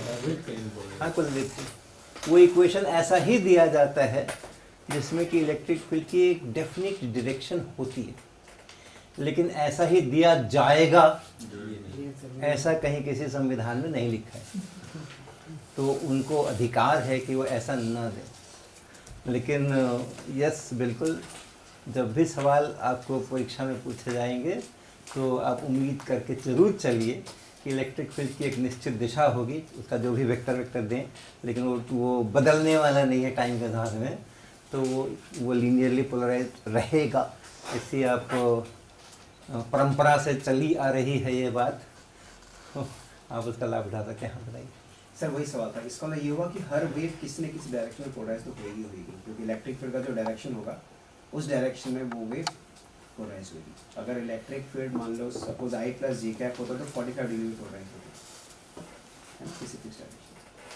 But in a generally unpolarized wave, we have many electric vectors. It is not just one electric vector that we are talking of. So, unpolarized wave cannot be represented by this equation. It has many such equations, but of course, if the direction is fixed, so they are in that plane. But उस plane में अलग-अलग directions पे हम बात कर रहे हैं. Will be all over. तो उस केस में इलेक्ट्रिक फील्ड की इक्वेशन कैसे लिखी जाएगी? बहुत आसान है, बहुत आसान है। देखो, अनपोलराइज्ड लाइट भी होती है, अनपोलराइज्ड वेव्स भी होती हैं, जिसका मतलब है कि the electric field is not confined in one particular direction, but it is confined in one particular plane. क्यों? एक डेफिनेट प्लेन में वो कन्फाइंड है। If the electromagnetic wave is going in one particular direction, Not necessarily, so it can be in any plane. हाँ सुनो, अगर electromagnetic wave जो आपको कही गई है वो एक खास डायरेक्शन में चल रही है, ऐसा मुड़ उड़ नहीं रही है और बेंडिंग नहीं हो रहा है और कुछ नहीं हो रहा है, एक ही डायरेक्शन में अगर चल रही है तो the electric field has to be perpendicular. और if the electric field has to be perpendicular to a given direction, इसी प्लेन में रहना जरूरी है। लेकिन इस प्लेन में अभी ऐसे है, थोड़ी देर बाद ऐसे हो जाए, थोड़ी देर बाद वैसे हो जाए, थोड़ी देर बाद ऐसे हो जाए। एक गिवन इंस्टेंट के ऊपर yes it has a direction, but the moment you change that instant, अगले इंस्टेंट पे आप जाते हो, अगले क्षण पे आप जाते हो, ज़रा सी देर के बाद देखते हो, तो ऐसा हो सकता है कि आपका इलेक्ट्रिक फील्ड ऐसा नहीं हो करके उस समय ऐसा 10-15 बार ऐसा किया, फिर मन उब गया तो ऐसा शुरू हो गया, फिर उससे भी मन उब गया तो ऐसा शुरू हो गया। हाँ, फिर रैंडमली भी चेंज कर दे, अभी इधर है अब थोड़ा उधर देख लें क्या हो रहा है, थोड़ा उधर देख लें क्या हो रहा है, ऐसा भी संभव है। तो ऐसी जो लाइट होती हैं उसको हम लोग कहते हैं अनपोलराइज्ड। टाइम बदलने के साथ उसके इलेक्ट्रिक फील्ड की दिशा बदलती रहती है। और जनरली जो हमारे लाइट सोर्सेज होते हैं वो ऐसे ही होते हैं। आप कैंडल जला लो, एक बल्ब जला लो, मरकरी ट्यूब जला लो, आग जला लो, लेजर की थोड़ी कहानी थोड़ी सी अलग है। जो जनरली हमारे लाइट सोर्स, देखो लेजर को हम लोग लाइट सोर्स की तरह इस्तेमाल साधारणतः नहीं करते कमरे में रोशनी करने के लिए हम लोग लेजर का उपयोग नहीं करते। तो अमूमन जो लाइट सोर्सेज हम लोग इस्तेमाल करते हैं दे आर ऑल अनपोलराइज्ड। उनके जो लाइट एमिट करने का मैकेनिज्म है वो ऐसा मैकेनिज्म है कि एक समय की जो लाइट एमिट हुई है, चलने की दिशा फिक्स्ड है, लेकिन एक समय जो लाइट एमिट हुई है, थोड़ी देर के बाद जो लाइट एमिट हुई है, उनमें आपस में कोई तालमेल नहीं है, आपस में कोई वार्ता नहीं है, वो एक दूसरे को नहीं जानते हैं। एक ने अपना डायरेक्शन चूज किया, अच्छा इधर जाना है, ओके परपेंडिकुलर। दूसरे ने कुछ अच्छा इधर जाना है, परपेंडिकुलर। तो इसने ऐसा वाला परपेंडिकुलर ले लिया, उसने वैसा वाला परपेंडिकुलर, आपस में उनमें कोई बातचीत नहीं हो रही है। सर एक क्यों हो रहा है, ये एटम्स जो रेडिएट कर रहा है वो उसका डायरेक्शन चेंज कर जाता है माने। हाँ, ऐसा ही कुछ होता है, कुछ ऐसे ही होता है। जो एटम्स से रेडिएशन आ रहे हैं, तो एटम्स बहुत सारे हैं। जो आपका लाइट का सोर्स है वो तो एक्सटेंडेड सोर्स है ना, एक एटम से तो लाइट नहीं आती। तो आपको जो लाइट मिल रही है वो जिस सोर्स से मिल रही है उसमें बहुत ढेर सारे एटम्स हैं। तो कभी कोई एटम आ जाता है सामने, मैं रेडिएट कर देता हूँ, आप लोग आराम करो। इसलिए हो रहा है। कभी कोई दूसरा एटम आ जाता है, आपने इमिट कर लिया ना, अब बैठो, अब मुझे चांस दो, मैं करूँगा। तो कभी कोई वाले एटम्स रेडिएट करते हैं, कभी दूसरा ग्रुप ऑफ एटम्स रेडिएट करता है। तो अलग अलग इंस्टेंट पे अलग अलग ग्रुप ऑफ एटम्स रेडिएट करते हैं और उनमें आपस में रिश्ता नहीं रहता है। तो फिर वो उनके इलेक्ट्रिक फील्ड के डायरेक्शंस डिफरेंट हो सकते हैं as a function of time. तो सर एक चीज़ इसमें पूछ रहे हैं सर, एक तो ये बताइए फ्रीक्वेंसी तो फिर अलग हो जानी चाहिए? ऐसा नहीं है, कई कारणों से ऐसा नहीं है। मैं एक ही सोर्स की बात कर रहा हूँ, ओके, एक ही सोर्स है, एक ही प्रकार के एटम्स, केमिकल कंपोजिशन एक ही है, एनर्जी लेवल्स एक ही हैं, इलेक्ट्रॉन्स के ऑर्बिट्स एक ही हैं, सब में 1s है, सब में 2s है, सब में 3s है, सब में 3d है, सब में p है, p में अगर 2 है तो 2 है। तो जो भी है कार्बन है, जो भी एटम है उसी का सोर्स है, ओके। तो एक वो है। दूसरा क्या है कि जो सोर्स होता है नॉट नेसेसरली एक एलिमेंट का source, that can be A compound which is emitting light, okay. तो अगर वो कंपाउंड है तो बहुत सारे एटम्स हैं, मॉलिक्यूल्स हैं, मॉलिक्यूल्स के अपने एनर्जी लेवल्स हैं, अलग अलग एटम्स के अपने एनर्जी लेवल्स हैं। कब कौन सा वाला इमिट हो रहा है you don't know, the frequencies भी मिक्सड अप हो सकती हैं, कई सारी फ्रीक्वेंसीज एक साथ हो सकती हैं। Third, this is not the only mechanism. अगर हाई टेम्परेचर पर है, जो हमारे फिलामेंट बल्ब वगैरह में होते हैं, हाई टेम्परेचर पर अगर, it's because of the temperature that radiation is coming out. और टेम्परेचर के कारण जो रेडिएशन आता है उसकी फ्रीक्वेंसी का एक कंटिन्यूअस वेरिएशन होता है। ब्लैक बॉडी रेडिएशन एक कंटिन्यूअस वेरिएशन होता है उसका। उसके लिए वो एनर्जी लेवल नापने का जरूरत नहीं, कितने इलेक्ट्रॉन वोल्ट का वो एनर्जी लेवल डिफरेंस है, उतना ही वो एमिट करेगा। वो ये फ्रीक्वेंसी, ये फ्रीक्वेंसी, ये फ्रीक्वेंसी, ये फ्रीक्वेंसी, एकदम इन्फिनिट रेंज है वो उसका। किसी फ्रीक्वेंसी पे ज़्यादा, किसी फ्रीक्वेंसी पे कम, but all kinds of frequencies are emitted by hot source. तो इसलिए आप ये उम्मीद मत कीजिए कि एक ही फ्रीक्वेंसी क्यों नहीं है, और अगर नहीं है तो उसका कारण ऐसे मत ढूंढिए। बहुत सारे कारणों से वो मल्टी फ्रीक्वेंसी चीज़ें हो सकती है। सर डिफ्यूज लाइट ज़्यादा अनपोलराइज्ड होगी और वो देखने के लिए मतलब हमें अगर पोलराइज्ड लाइट मिलेगी तो ग्लेयर प्रोड्यूस कर सकती है क्या? नहीं, ग्लेयर प्रोड्यूस होता है बिकॉज ऑफ इंटेंसिटी, चौंध लगना जिसको कहते हैं। इतनी तेज लाइट है, आप पट्ट से आंख बंद कर लेते हो। It's not because of polarization, it is because of intensity. तो आप ऐसे कर सकते हो, आपको चौंध लगती है, आपको कहीं जाना मजबूरी है और जाने के रास्ते में वो ऐसा लाइट सब लगा के रखे हुए हैं कि हो रहा है, तो आप कर सकते हो कि पोलराइजेशन ले करके और उसको पोलराइज कर दो। तो पोलराइज करने का मतलब है कि हमने एक डायरेक्शन अलाउ किया, बाकी को काट दिया, तो इंटेंसिटी डाउन हो जाती है, तो फिर ग्लेयर घट जाता है। उसका सीधे इंटेंसिटी भी उस सोर्स का डाउन कर दिए होते बिना पोलराइजर लगाए हुए, तो भी ग्लेयर खत्म हो जाता। So that glare is related to the intensity which is going into the eye. Sir diffusion जो होता है लाइट का, डिफ्यूजन लाइट का डिफ्यूज कराते हैं, जैसे सर ये लगे हुए हैं, हाँ फैला देते हैं, उसकी डायरेक्शन फैला देते हैं। तो ये पोलराइजेशन पोलराइजेशन से कोई खास रिश्ता नहीं है इनका।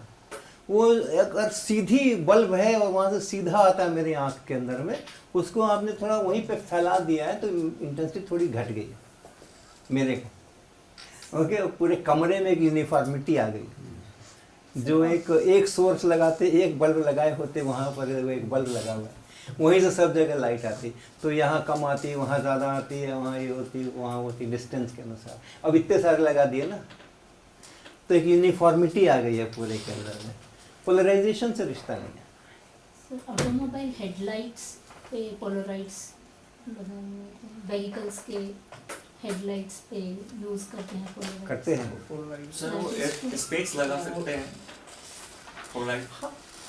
ठीक है, वो सब एप्लीकेशंस, इंजीनियरिंग एप्लीकेशंस करने दो, आप अपना फिजिक्स के ऊपर, बेसिक्स के ऊपर ध्यान दो कि हो क्या रहा है यहाँ पर और हैंडल कैसे करना है अपने को प्रॉब्लम। सर ये जो आपने जनरलाइज्ड अभी इक्वेशन बताई अनपोलराइज्ड लाइट की, उस केस में अगर हम यहाँ पर देखें तो जो साइन के बाहर वाला कंपोनेंट है that must be having T in it. Yes, अगर वो हम कह रहे हैं वेरी कर रहा है विद टाइम तो उसमें क्या होता है, ऐसा भी होता है, यस होता है, वहाँ पर भी वैसा हो सकता है। ओके, लेकिन होता क्या है ना कि वो अगर आप टी से उसको वेरी कराओगे तो आप एक इक्वेशन लिखोगे तो it will vary in a particular specific way, but the unpolarised light is randomly changing its orientation. Electric field is randomly changing, तो उसको इक्वेशन में कैसे बांधें? That function itself is changing, right. तो मैं कह रहा था आसान है लिखना।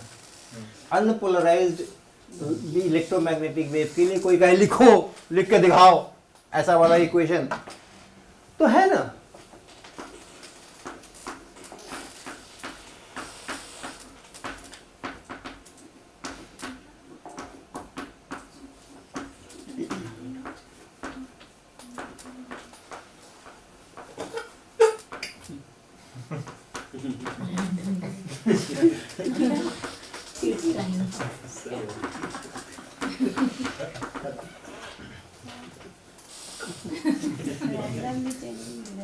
लिख दिया ना, लिख दिया ना इक्वेशन ही तो लिखना था, लिख दिया इक्वेशन। ये है इलेक्ट्रिक फील्ड का डायरेक्शन। और मैं कहाँ कह रहा हूँ ये कांस्टेंट है, आई जे के लिखा था तो यस ये कांस्टेंट्स थे, बट ये तो अपना बदलता रहता है जिधर इधर, तो ये अनपोलराइज्ड लाइट हो गई। और इसको अगर एक निश्चित मान दे दो तो पोलराइज्ड हो गई। और वो चेंज भी अपने हिसाब से होती हैं। ओके, सर यहाँ पे कि दोनों ऑप्शन ए एंड बी दोनों ही करेक्ट है? यहाँ पे एक माइनस लगा है, यहाँ माइनस तो नहीं लगा, माइनस है प्लस है, राइट। बी एक्स मांग रहे हैं, एक्स कंपोनेंट, हाँ एक्स कंपोनेंट मांग रहे हैं, तो दैट एक्स कंपोनेंट क्या है उसका इक्वेशन जब इसके अनुसार लिखते हैं, हाँ सर माइनस नहीं आएगा ना? अब वो आप करके देखोगे, माइनस आएगा नहीं आएगा कितना आएगा वो आप करके देखोगे, ये वाला ठीक है वो वाला ठीक तो है। जैसे नॉर्मली सर्कुलर पोलराइज्ड लाइट या प्लेन पोलराइज्ड लाइट या इलेक्ट्रिकल पोलराइज्ड लाइट या फिर इंटेंसिटी के बारे में जब बात करते हैं, केवल इलेक्ट्रिक फील्ड वेक्टर के बारे में ही बात करते हैं कि electric field vector oscillating circular direct plane, मतलब और लेकिन ईएम वेव का combination of electric field magnetic field, तो मैग्नेटिक फील्ड की बात क्यों नहीं करते इंटेंसिटी टर्म्स में, पोलराइजेशन टर्म्स में? इसलिए हम इसलिए ऐसा करते हैं कि फिजिसिस्ट जो होते हैं ना बड़े आलसी भी होते हैं, वो कम से कम में ज़्यादा से ज़्यादा निकालना चाहते हैं, तो फालतू की बातें नहीं करते, फालतू की बातें करने में टाइम बर्बाद नहीं करते। रेटिना पे इलेक्ट्रिक फील्ड ही लाइट। देखो इलेक्ट्रोमैग्नेटिक वेव, इलेक्ट्रिक फील्ड अगर आपको दिया गया था तो आपने मैग्नेटिक फील्ड निकाला ना, निकाला ना, तो मैं दोनों क्यों बताऊं? मैं एक बताऊंगा, दूसरा आपको जरूरत है तो निकालो आप अपना, जिसको जरूरत है निकाले, नहीं जरूरत है ना निकाले। मैंने सफिशिएंट इंफॉर्मेशन दे दी, हमने इलेक्ट्रिक फील्ड दे करके सफिशिएंट इंफॉर्मेशन दे दी है। आपको चाहिए मैग्नेटिक फील्ड, निकालो ना, निकालो ना, बी बराबर वो के क्रॉस ई बाई ओमेगा, सारा पैरामीटर मैंने दे रखा है ना, तो मैं क्यों हर बार बोलूँ इलेक्ट्रिक फील्ड इतना मैग्नेटिक फील्ड उतना? जब एक से दूसरा निकल सकता है तो कोई एक बोलना है, तो कोई एक बोलना है, तो इलेक्ट्रिक फील्ड अपना जाना जाना पहचाना है तो वही बोल लेते हैं हम, काहे को मैग्नेटिक फील्ड बोले, साथ साथ है वो साथ साथ है। जहां आपने इलेक्ट्रिक फील्ड मालूम किया, मैग्नेटिक फील्ड फिक्स हो गया, आपको चाहिए तो आप निकाल लो, कोई बात नहीं है। तो कोई ऐसा नहीं है कि हमने कुछ इलेक्ट्रिक फील्ड को ज़्यादा तरजीह दी है। ऑलराइट, एक बोलना काफ़ी है तो हम एक ही बोलेंगे, ज़्यादा नहीं बोलेंगे। एक पोलराइज है, दूसरा पोलराइज हो गया होगा मैग्नेटिक फील्ड भी। हाँ, बिल्कुल बिल्कुल। अगर इलेक्ट्रिक फील्ड का टिप जो है वो सर्कल में जाना है और बी बराबर हमेशा कैपिटल के क्रॉस ई रहना है और कैपिटल के फिक्स है, लाइट जा रही है एक खास डायरेक्शन में, तो बी को भी तो घूमना ही पड़ेगा ना, वो घूमता है। ओके, एक तो ये बात है।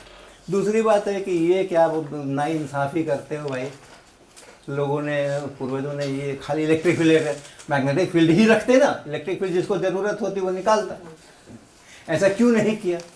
तो एक तो वैसा कर दिया होता तो लोग पूछते हैं भैया इलेक्ट्रिक फील्ड क्यों नहीं बोला, मैग्नेटिक फील्ड क्यों बोला, यही सवाल उस पर उठ जाता है। But there is a reason also.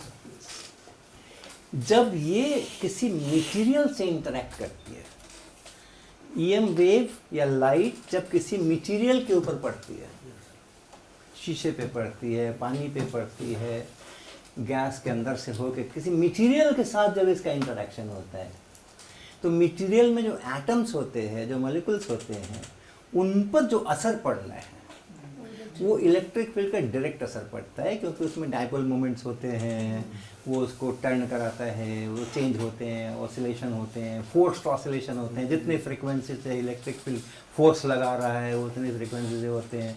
Magnetic field के कारण से उसमें थोड़ा परिवर्तन हो सकता है, ज़्यादा नहीं होता। इलेक्ट्रिक फील्ड के कारण से अच्छा खासा होता है, तो थोड़ा है, इलेक्ट्रिक फील्ड का थोड़ा भाव ज़्यादा है।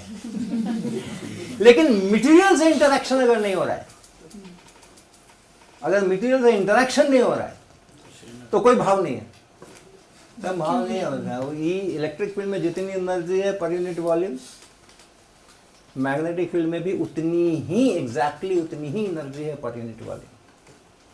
तो आप किसी को कम करके नहीं आंक सकते हो, लेकिन एक बता दिया तो दूसरा अपने आप मालूम हो। सर आपने एक बार बोला मटेरियल से इंटरेक्शन, तो जैसे इंटरेक्शन होता है तो उसमें ऐसा क्या हो जाता है जिसकी वजह से लैम्डा चेंज हो जाता है? देखो इसके बारे में सोच रहा हूँ। हाँ, ठीक है। देखो क्या है ना कि इलेक्ट्रिक फील्ड की अपनी, और ये चार्जेस हैं, जो मटेरियल है उसमें चार्जेस हैं, वो चार्जेस अपना इलेक्ट्रिक फील्ड पैदा करते हैं, अपना मैग्नेटिक फील्ड पैदा करते हैं। तो लाइट एक तरफ, उस मटेरियल के सरफेस की एक तरफ और दूसरी तरफ, ये अलग अलग किस्म के इंटरेक्शंस हो रहे हैं और चार्जेस का मूवमेंट्स हो रहा है। तो चार्जेस का मूवमेंट्स होने के अपने कुछ रूल्स हैं, जो रेगुलेशंस हैं, तो उसके कारण से इसके वेव को उस अपना डायरेक्शन भी बदलना पड़ सकता है, अपनी स्पीड भी बदलनी पड़ सकती है। अब जैसे मेटल है, इलेक्ट्रिक फील्ड है, आप मेटल रख दोगे तो पूरा इलेक्ट्रिक फील्ड जो जा रहा था वो अब सरफेस पर से होकर के जाएगा, अंदर से होकर नहीं जाएगा। नहीं होता तो वो अंदर से होकर के जाता। तो मटेरियल से जब इंटरेक्शन हम कहते हैं तो उस इलेक्ट्रिक फील्ड के कैरेक्टर बदलते हैं, because they are charged, right. तो वो चार्जेस अपने इलेक्ट्रिक फील्ड भी पैदा करते हैं, उनके कुछ बाउंड्री कंडीशंस होते हैं, किसको कंटिन्यूस होना है, किसको डिस्क्रीटली चेंज होना है, उसके अनुसार रीओरिएंटेशन होता है उन चार्जेस का, वगैरह वगैरह बहुत कुछ होता है। तो उन सब होने के कारण से फिर वो उसका पूरा कैरेक्टर बदला, स्पीड घटती है, लैम्डा चेंज हो गया, स्पीड अपने आप स्पीड घटती है, इसलिए मैं ज़्यादा कहूँगा स्पीड घटती है, इसलिए लैम्डा चेंज होता है। मैं तो ऐसा कहूँगा, क्योंकि स्पीड घटना बहुत स्वाभाविक दिखाई पड़ता है। मटेरियल में से हो गया, उसको चलना पड़ रहा है, इंटरैक्ट सबसे, हटो भाई जगह बनाओ मेरे लिए मुझे जाना है, तो इसने थोड़ा छेड़ा उसको, उसने थोड़ा छेड़ा उसको, फिर उन सबको साइड करके उसको आगे बढ़ना है। तो it takes time, more time. और अगर फ्री स्पेस होता तो अपना फटाफट चली गई होती है। तो वो इंटरेक्शन से उसकी स्पीड घटती है, और वो स्पीड घटने के कारण से फिर वेवलेंथ बदलते हैं, आपकी फ्रिक्वेंसी नहीं बदलती है, तो वो होता है और एक डायरेक्शन में वो, ठीक है। ये मैकेनिक्स का सवाल है। हमने इलेक्ट्रिसिटी में काफ़ी दो सवाल कर लिए, अब मैकेनिक्स में आते हैं, और ये छोटा सा सवाल है और थोड़ी सी चर्चा हम करेंगे इसमें। अरे इसके पहले कि हम इसमें अपना डोमेन बदलें, इलेक्ट्रिक फील्ड को कैसे डिफाइन करते हैं क्लास में, सबसे सबसे पहले जब आपको इंट्रोड्यूस करना होता है इलेक्ट्रिक फील्ड तो कैसे डिफाइन करते हैं? So it is the reason sir It is the region created around the charge. created around the charge Experience of flow. in which Another infinitesimally small positive charge experience of flow. A region wherein any charge experiences force Right. is said to have electric field. Correct. तो मैंने एक charge रख दिया है plus Q और मुझे electric field का मालूम करना है व्हाट इज इलेक्ट्रिक फील्ड। तो मुझे वो जगह खोजनी है, वो रीजन खोजना है जिसमें अगर मैं दूसरा चार्ज लेकर के आऊँ तो उस पर कुछ फोर्स लगे। आप मैग्नीट्यूड का बात नहीं कर रहे हो ना कि 10 न्यूटन लगे, 5 न्यूटन लगे, 20 न्यूटन लगे। तो हम बताओ ना जरा कितना दूर तक जाऊँ? Infinite. कूलम्ब लॉ भी तो पढ़ते हैं। Electric field is Q divided by 4πε0 r²। तो कितना बड़ा रीजन इसका इलेक्ट्रिक फील्ड है कि इसके अंदर रहेगा तो फोर्स एक्सपीरियंस होगा, अब इसके बाहर चला गया तो फोर्स एक्सपीरियंस नहीं रहेगा। तो फिर काहे का रीजन?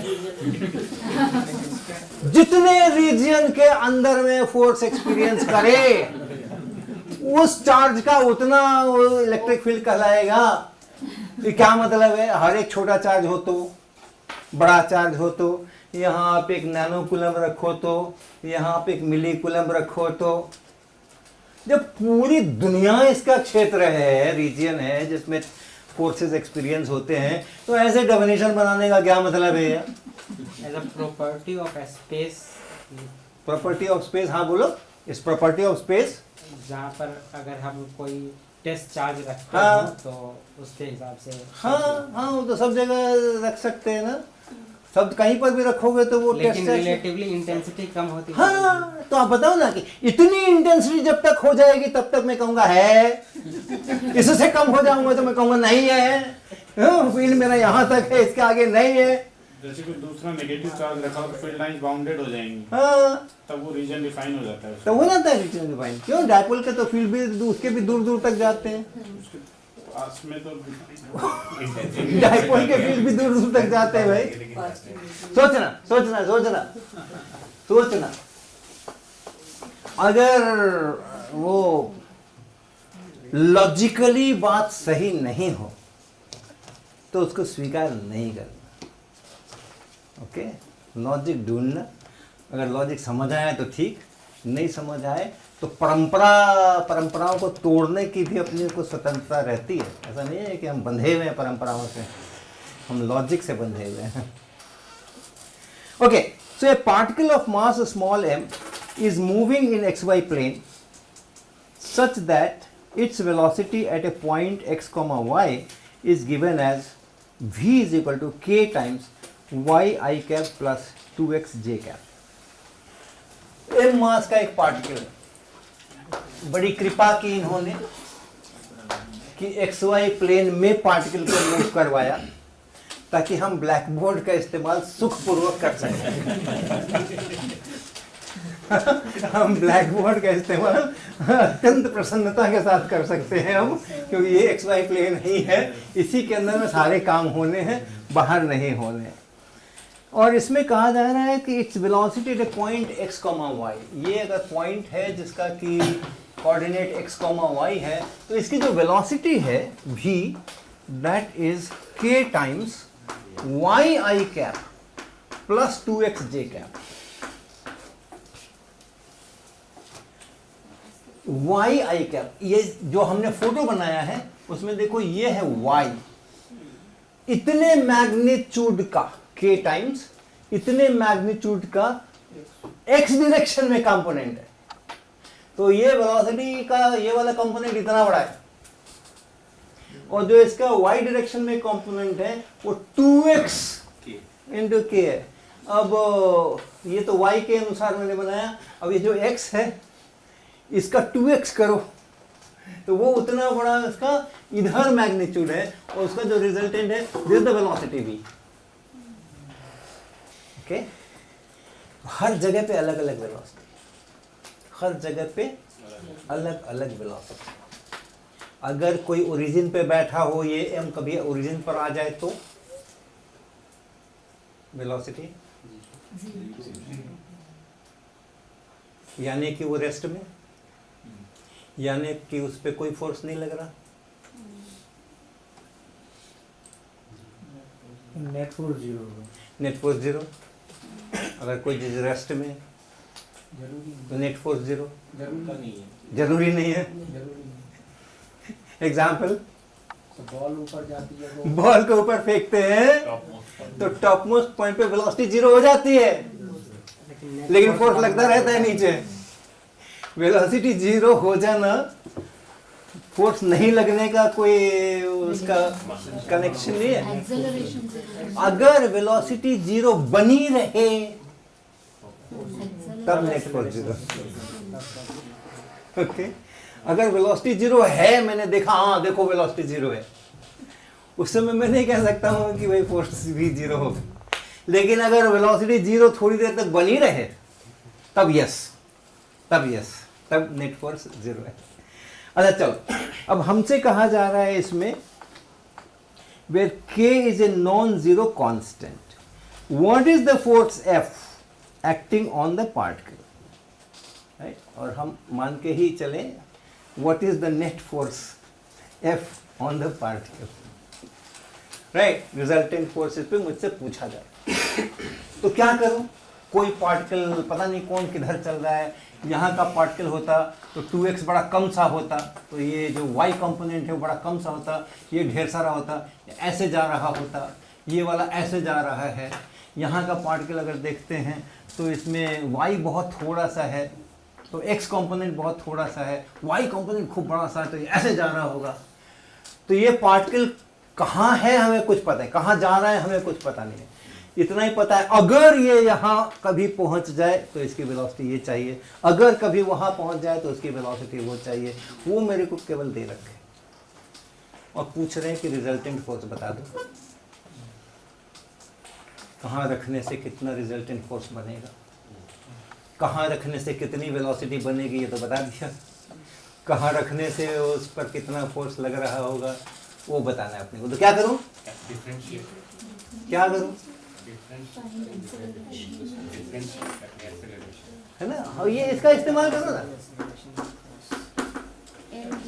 जो बहुत थोड़े से फॉर्मूला याद रखने हैं उसमें से एक ये भी है, इसको भी याद रखना है। 20-25 से ज्यादा याद नहीं करना पूरे फिजिक्स के अंदर, ये इसको भी याद रखना। तो एक्सेलरेशन मिल जाए अगर तो रिजल्टेंट फोर्स मिल जाए, और वेलोसिटी दे रखी है, ठीक है, तो हम इसका एक्सेलरेशन निकालते हैं डीवी/dt। इसको क्या पढ़ते हैं, इसको क्या पढ़ते हैं, रेट ऑफ चेंज नहीं पढ़ते क्या है, तो लिखा है तो क्या पढ़ोगे, dv/dt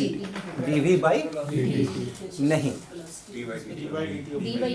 dv/dt of v, okay, dv/dt बिल्कुल नहीं। लेकिन दूसरा इसको जो पढ़ने का स्टाइल गणितज्ञों ने स्वीकार किया हुआ है, स्वीकार्य है, वो है dv/dt, बीच का बाई हटाओ, dv/dt। तो मेरा अभ्यास उसी का है, dv/dt, dx/dt, राइट, बाई हटाओ, उतना भी बोलने का जरूरत नहीं है, dt ऑफ भी उतनी भी, dv/dt का, ठीक है। तो दिस dv/dt के क्या है, लिख दूं क्या, ये कांस्टेंट है क्या, तो इसका भी dt करना पड़ेगा ना, तो लिखना पड़ेगा dy/dt,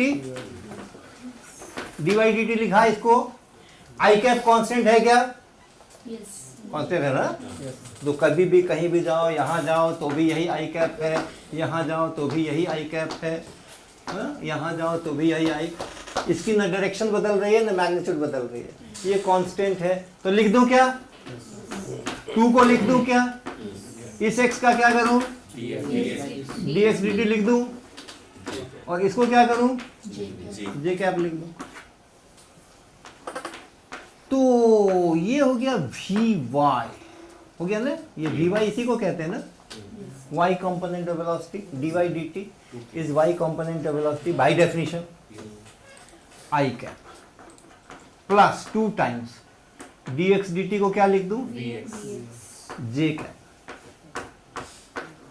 और अब ये VY तो मुझे कुछ 2K पता लग रहा है कि यहाँ कुछ है। 2kx 2x 2kx है ना, 2kx। VY तो हमें V तो पता ही है हर जगह का, तो 2kx, तो ये 2kx और इसके आगे लिखा है I कैप और फिर प्लस ये 2 लिखा है और अब Vx लिखा है, V यहाँ पूरा पड़ा हुआ है, तो ये है ky, तो ये हो गया ky और उसके बाद j कैप, ये हो गया j कैप।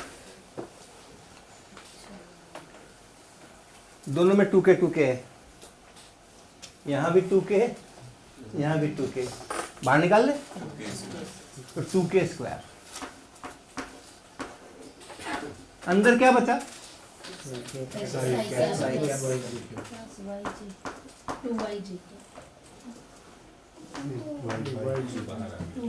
ये 2k और ये 2k बाहर हो गए, अब बच गया अंदर में x I कैप और प्लस y j कैप। आपने मुझे वेलोसिटी दी थी x और y में, तो हम भी आपको x और y में ही फोर्स देने वाले हैं, ठीक है, तो ये हमारा उत्तर बन गया। अब ये क्या चीज है? ये क्या, ये कौन सा वेक्टर है? Vector R, position vector R. तो पोजीशन वेक्टर आर के डायरेक्शन में रिजल्टेंट फोर्स है। रिजल्टेंट फोर्स जो हमने निकाला ये एक्सेलरेशन है, इसमें आप मास से गुना कर दोगे तो रिजल्टेंट फोर्स बन जाता है। तो फोर्स जो है that is 2mk square x I cap plus y j cap.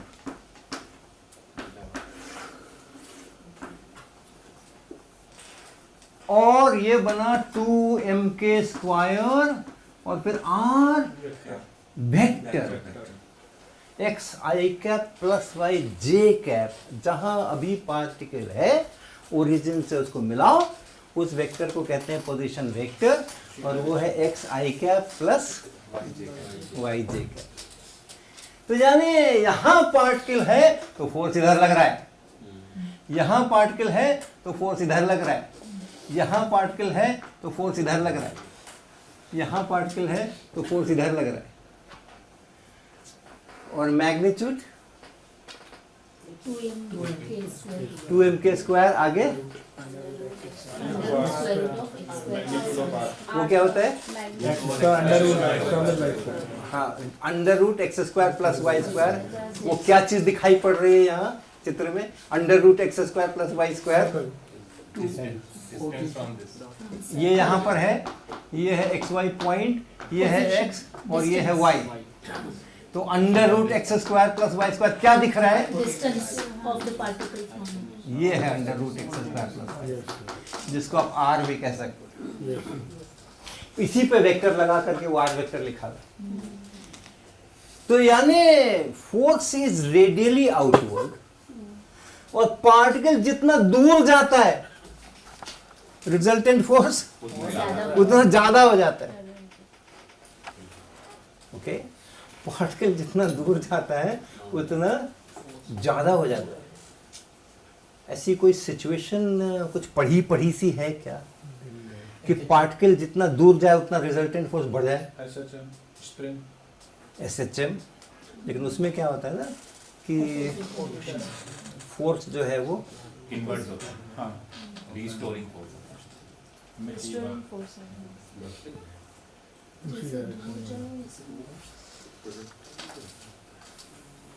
कुछ कोई सिचुएशन आप ऐसा पढ़ते पढ़ाते हैं क्या? ऊपर जाता है तो जितना दूर जाता है उतनी उसकी उस पर फोर्स घटता जाता है ना। अर्थ से जितना आप ऊपर जाते जाओगे सर फ्री फॉल में जब ऊपर से नीचे आता है तो ओरिजिन कहाँ लूँ? नहीं, फोर्स तो उतना ही रहता है, वेलोसिटी फोर्स उतना ही रहता है। लेकिन एक सिचुएशन मुझे याद आ रही है जो हम लोग अपने +2 के लेवल में पढ़ते पढ़ाते रहते हैं। वो क्या होता है? वो पानी में डाला जाता है ना, वो बोलो। तो उसमें कहाँ डिस्टेंस बढ़ाते जाओ तो फोर्स भी बढ़ता है। वायर के अंदर जब मैग्नेटिक जाते हैं आगे तो मैग्नेटिक बढ़ता रहता है, इनसाइड ही मैग्नेटिक बढ़ता रहेगा रेडियस के साथ साथ, तो फोर्स भी बढ़ेगा। वो किस पर फोर्स? तो चार्ज पार्टिकल वो चलाना भी पड़ेगा, वेलोसिटी भी देनी पड़ेगी, तब फोर्स आएगा। पोजीशन से केवल फोर्स नहीं आएगा। Magnetic charge particle magnetic field में अंदर फोर्स लगता है। इलेक्ट्रॉन में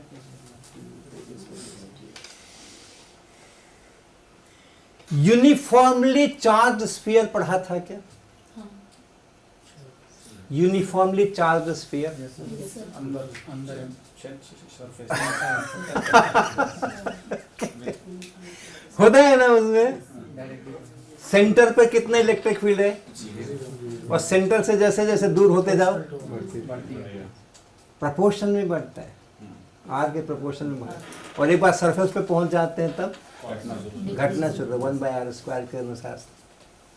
तो पॉजिटिव चार्ज अगर कोई चलने के लिए उस इलेक्ट्रिक फील्ड में होता तो उस पर जो फोर्स लग रहा होता है Q टाइम्स C इसी टाइप का होता ना, इसी टाइप का। तो ये सब है अपने इसमें। आपसे पूछा जा रहा था, आपके 4 एक्सप्रेशन दे रखे हैं इसके अंदर में फोर्स के, और पूछा जा रहा है कि कौन सा वाला ऑप्शन सही है। वो मैं नहीं बताऊंगा, ये आपको हल करना है।